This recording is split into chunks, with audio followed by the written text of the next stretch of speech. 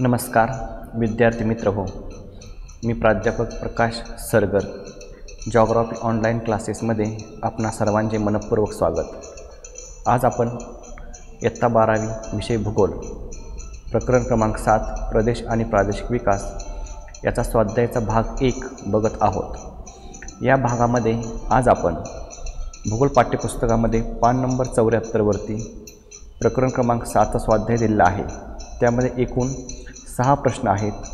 त्यामध्ये पहिले जे 3 प्रश्न आहेत, अचूक गट ओळखा, फरक स्पष्ट करा आणि प्रश्न क्रमांक 3 टिपा लिहा यांची माहिती आज आपण बघणार आहोत। तर आपल्याला या ठिकाणी प्रश्न क्रमांक 1 हा या ठिकाणी दिसत आहे। प्रश्न क्रमांक 1 जो आहे तो आहे अचूक गट ओळखा। अचूक गट ओळखा म्हणजे काय, तर यामधला बरोबर गट कोणता आहे तो ओळखायचा आहे। आता यामध्ये काय केलं जातं, एका गटामध्ये म्हणजे हा अ एक गट आहे, ब एक गट आहे, क एक गट आहे आणि ड हा एक गट आहे। यामध्ये 4-4 आकडे असतात। यामधले 3 आकडे बरोबर असतात आणि एक आकडा चुकीचा असतो। असे 3 गटामध्ये एक आकडा चुकीचा असतो आणि एका गटामध्ये सर्व आकडे हे बरोबर असतात। मग बरोबर असणारा जो गट आहे तो बरोबर असणारा गट आपल्याला निवडायचा आहे। मग आता गट अ मध्ये सातपुडा, दख्खन, आल्प्स, रॉकी हे दिलेले आहेत। आता या ठिकाणी काय केलेलं आहे, 3 पर्वतांची नाव आहेत, सातपुडा पर्वत, आल्प्स पर्वत, रॉकी पर्वत आणि या ठिकाणी दख्खन पठार दिलेला आहे, तेव्हा हा गट चुकीचा आहे।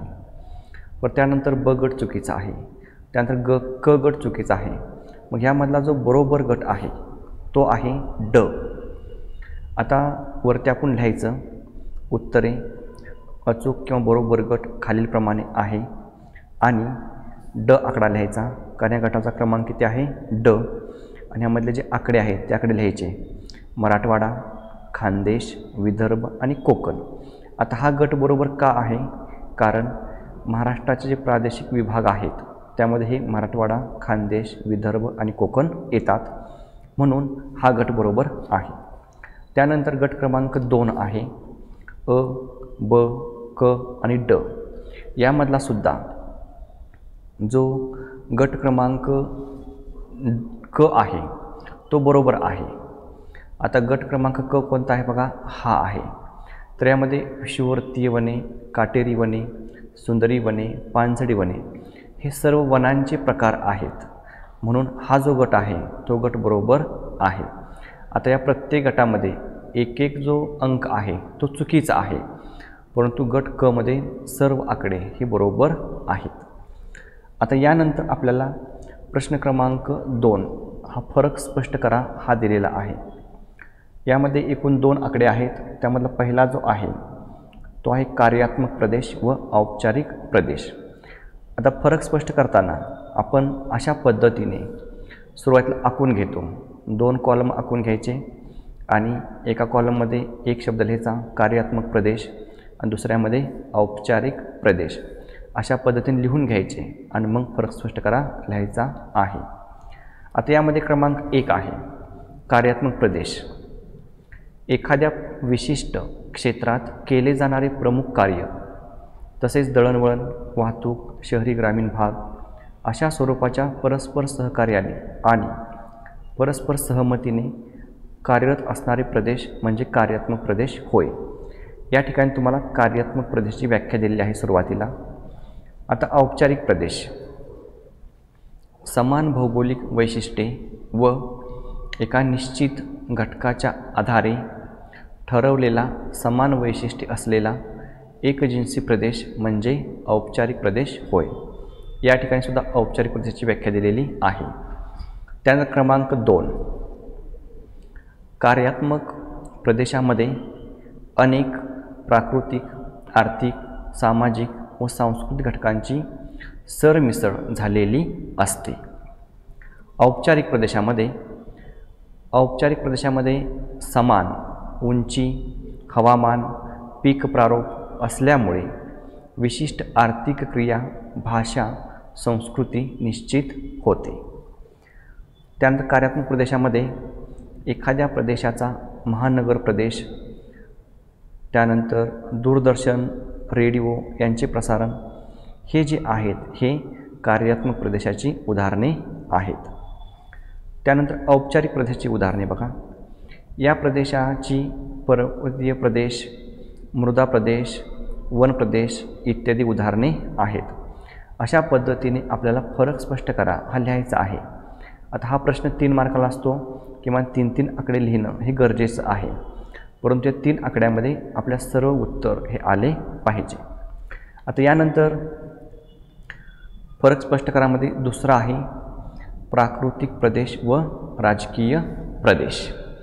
आता दोन्ही बाजूला 2 कॉलम आखून घ्यायचे. वरती लिहायचं प्राकृतिक प्रदेश व राजकीय प्रदेश. आकडा क्रमांक 1 हवामान, वनस्पती, प्राकृतिक रचना इत्यादी भौगोलिक किंवा प्राकृतिक घटकांच्या आधारे ठरवलेल्या प्रदेशांना प्राकृतिक प्रदेश असे म्हणतात. याची व्याख्या दिली सुरुवातीला. राजकीय प्रदेश भाषा, धर्म, वंश, संस्कृती, दरडोई उत्पन्न, शिक्षणाचा दर्जा इत्यादी मानवी घटकांच्या आधारे ठरवलेल्या प्रदेशांना राजकीय प्रदेश असे म्हणतात. त्यानंतर क्रमांक 2 प्राकृतिक घटकांच्या आधारे ठरवलेल्या प्रदेशांच्या सीमारेषा निश्चित करणे तुलनेने सोपे असते. राजकीय प्रदेशामध्ये क्रमांक 2 मानवी घटकांच्या आधारे ठरवलेल्या प्रदेशांच्या सीमारेषा निश्चित करणे तुलनेने कठीण असते. क्रमांक 3 प्रादेशिक असमतोल, साधनसंपत्तीचे नियोजन, त्यांचा वापर यासाठी प्राकृतिक प्रदेश जास्त उपयुक्त असतात. क्रमांक 3 पायाभूत सुविधा, कायदा आणि सुव्यवस्था, प्रशासन, राज्यव्यवस्था या दृष्टीने मानवी घटकांच्या आधारे ठरवलेले प्रदेश जास्त उपयुक्त ठरतात. अशा पद्धतीने हे क्रमांक 3 या ठिकाणी प्रत्येकाचे दिलेले आहेत. आता यानंतर आपल्याला पुढचा प्रश्न आहे प्रश्न क्रमांक 3 टिपा लिहा. यामध्ये टिपा लिहामध्ये क्रमांक 1 आहे प्रादेशिक विकासावर परिणाम करणारे घटक. आता या ठिकाणी तुम्हाला सुरुवातीला मुद्दे दिलेत की यामध्ये कोणकोणत्या बाबींचा समावेश पाहिजे. टिपा लिहा हा प्रश्न बोर्डाच्या परीक्षेमध्ये एकूण 4 गुणासाठी विचारला जातो. त्याचबरोबर हा जो प्रादेशिक विकासावर परिणाम करणारा घटक आहे याची व्याप्ती जास्त आहे, म्हणून हा प्रश्न तुम्हाला सविस्तर उत्तरे लिहा मध्ये सुद्धा विचारला जातो. म्हणून तुम्हाला या प्रश्नाचे उत्तर हे डिटेलमध्ये व्यवस्थित दिलेले आहे. मुद्दे कोणकोणते पाहिजेत बघा. सुरुवातीला प्रस्तावना पाहिजे आणि घटक 2 पाहिजेत. प्राकृतिक घटक, लोकसंख्या, भूमी उपयोजन आणि आर्थिक क्रिया असे 4 घटकांची माहिती यामध्ये लिहावी लागेल. सुरुवातीला लिहायची प्रस्तावना. प्राकृतिक, सामाजिक, आर्थिक, सांस्कृतिक इत्यादी वेगवेगळ्या निकषावर आधारित सामूहिक गुणधर्म व समस्या असणारा लहान किंवा मोठ्या विस्ताराचा निश्चित सीमाक्षेत्र असणारा सलग एकसमान क्षेत्र म्हणजे प्रदेश होय. पहिल्यांदा प्रदेशाची व्याख्या दिली या ठिकाणी प्रदेश होय म्हणून. परत पुढे बघा प्रदेशातील लोकांचा सर्वांगीण विकास म्हणजेच प्रादेशिक विकास होय. परत प्रादेशिक विकासाची व्याख्या दिली. पुढं प्रादेशिक विकासावर अनेक घटक परिणाम करतात ते घटक पुढीलप्रमाणे आहेत. खाली मुद्दा लिहायचा प्रादेशिक विकासावर परिणाम करणारे घटक. आता या ठिकाणी म्हटलेलं आहे पुढील पानावर. आता या ठिकाणी ही आपल्याला एक छोटीशी आकृती काढायची आहे. इथं बसत नाही पण आपण पुढील पानावरती याची आकृती काढलेली आहे. आता या ठिकाणी बघा पुन्हा मुद्दा लिहिला आहे प्रादेशिक विकासावर परिणाम करणारे घटक आणि त्यानंतर अशा पद्धतीने छोटाशी आकृती काढायची. आता इथं लिहिलेलं आहे प्रादेशिक विकासावर परिणाम करणारे घटक आणि 4 भाग दाखवले आहेत. हा 1, 2, हा 3 आणि हा 4. कारण प्रादेशिक विकासावर परिणाम करणारे एकूण 4 घटक आहेत म्हणून 4 काढले आहेत. आता यामध्ये जो पहिला आहे तो आहे प्राकृतिक घटक आणि प्रादेशिक विकास. त्याचा दुसरा आहे लोकसंख्या आणि प्रादेशिक विकास. त्यानंतर तिसरा आहे भूमी उपयोजन आणि प्रादेशिक विकास. त्यानंतर चौथा आहे आर्थिक क्रिया आणि प्रादेशिक विकास. आता परीक्षेमध्ये असा आपण जर डायग्राम छोटासा काढला तर आपल्याला जास्त मार्क्स मिळतात, कारण आपलं जे उत्तर आहे ते उत्तर चांगले व्यवस्थित दिसते. म्हणून आपण अशा पद्धतीने डायग्राम काढण्याची सवय ही सुरुवातीला स्वाध्यायाची उत्तरं लिहितानाच लावून ठेवायची, म्हणजे परीक्षेमध्ये अडचण येत नाही. आता आपण यामध्ये जो पहिला आकडा आहे प्रादेशिक घटक आणि प्रादेशिक विकास याची माहिती लिहूया. घटक क्रमांक 1 प्राकृतिक घटक आणि प्रादेशिक विकास. प्राकृतिक घटकामध्ये निसर्गनिर्मित घटकांचा समावेश होतो. हे घटक प्रादेशिक विकासावर परिणाम करतात. त्यामध्ये प्रामुख्याने हवामान, पाण्याची उपलब्धता, प्रदेशाचे स्थान, प्राकृतिक रचना, त्यामध्ये पर्वत, पठारे, मैदाने, उंची, मृदा, नैसर्गिक बंदरे, समुद्राचे सानिध्य इत्यादी घटकांचा यामध्ये समावेश होतो व हे घटक प्रादेशिक विकासावर परिणाम करतात. ही माहिती झाली सुरुवातीला. त्यानंतर माहिती लिहिल्यानंतर आपलं उदाहरणं ही लिहावीच लागतात. जर तुम्ही गाईड्समध्ये बघितलं तर आपलं उदाहरण दिलेली नाहीत, पण उदाहरण लिहिणं हे खूप गरजेचं आहे. आता उदाहरण 2 दिलेत बघा. पहिलं आहे अनुकूल प्राकृतिक घटक असतील तर प्रादेशिक विकास जास्त होतो. यामध्ये भूमध्य सागरी अनुकूल हवामानाचा समावेश होतो. तसेच उदाहरण क्रमांक 2 आहे प्रतिकूल प्राकृतिक घटक असतील तर प्रादेशिक विकास कमी होतो. यामध्ये अंटार्क्टिका खंडाचा समावेश होतो, कारण या ठिकाणी अतिथंड बर्फाच्छादित हवामान आहे.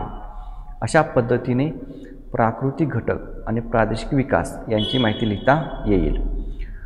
त्यानंतर दुसरा घटक आहे लोकसंख्या आणि प्रादेशिक विकास.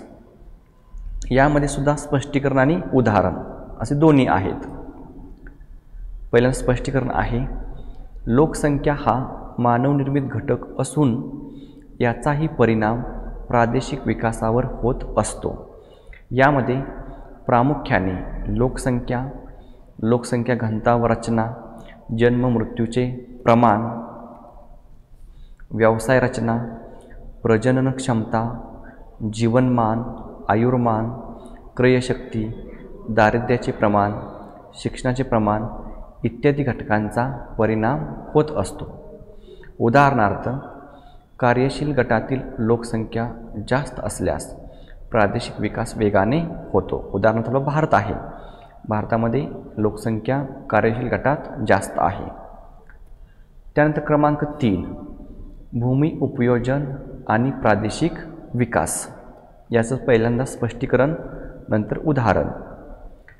भूमी उपयोजन म्हणजे जमिनीचा वापर कोणकोणत्या कारणासाठी केलेला आहे. भूमी उपयोजन ही एक सतत बदलणारी प्रक्रिया आहे.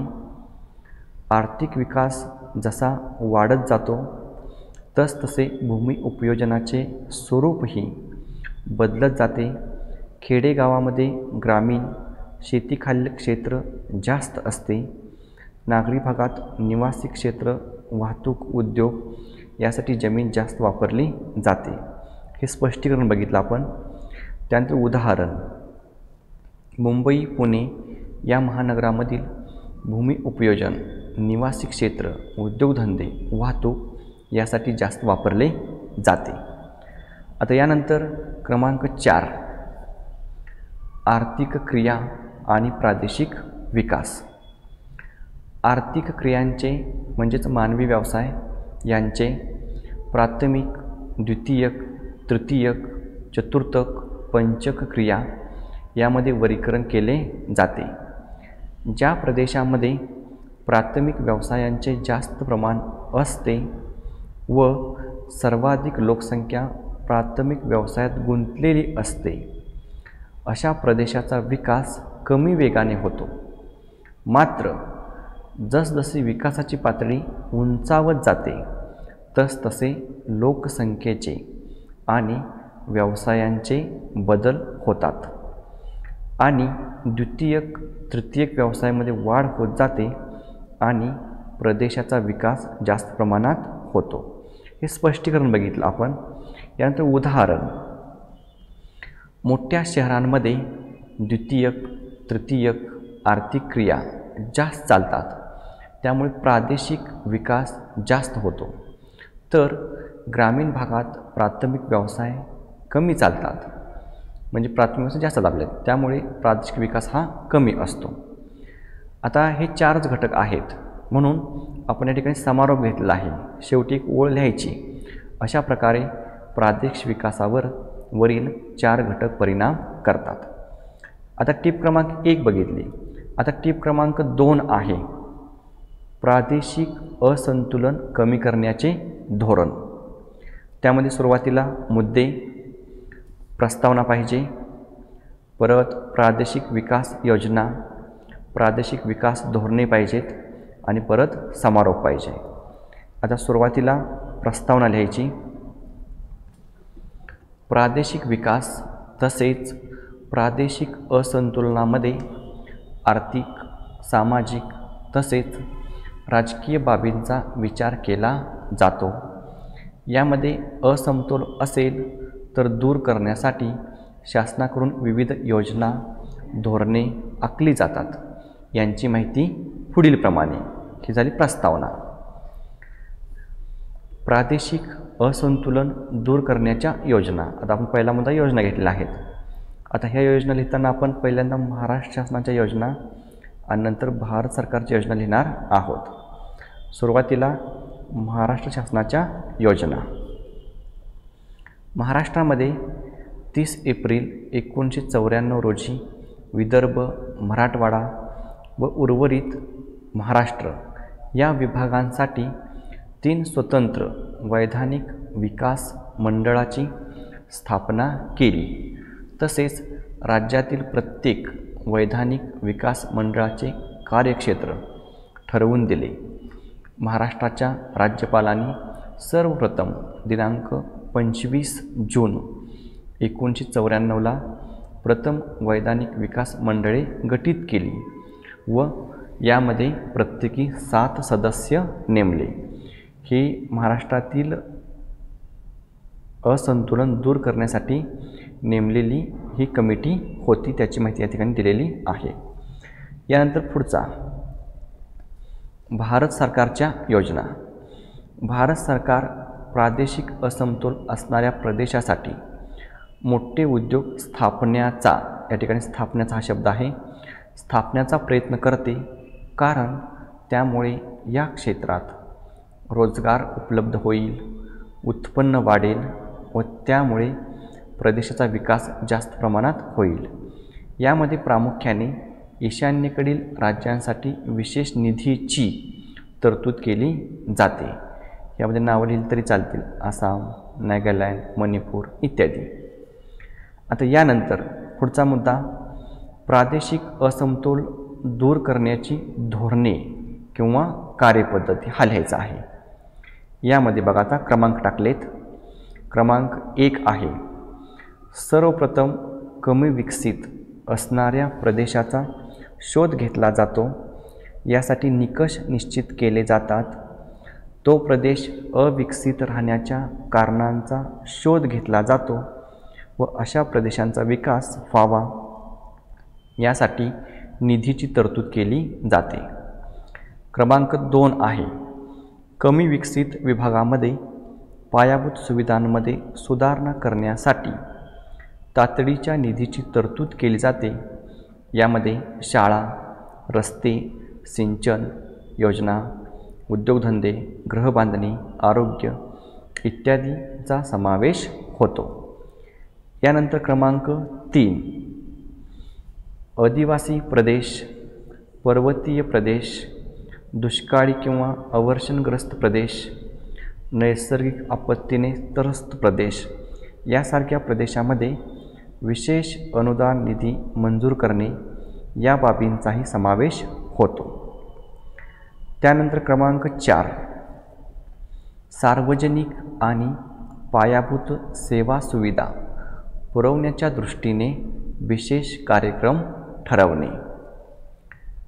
पुढचा क्रमांक 5वा क्रमांक आहे संपूर्ण प्रदेश, राज्य, जिल्हा तसेच तालुका स्तर, ग्रामीण भाग यांचा विकास होईल या दृष्टीने उद्योगधंद्यांचे विकेंद्रीकरण केले जाते, निधीची तरतूद केली जाते. आता यानंतर शेवट आहे समारोप.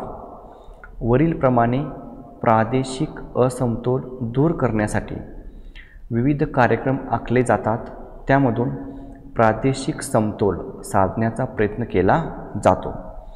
अशा पद्धतीने आज आपण पहिले जे 3 प्रश्न आहेत, प्रश्न क्रमांक 1 अचूक गट ओळखा, प्रश्न क्रमांक 2 फरक स्पष्ट करा, प्रश्न क्रमांक 3 टिपा लिहा यांची माहिती घेतलेली आहे.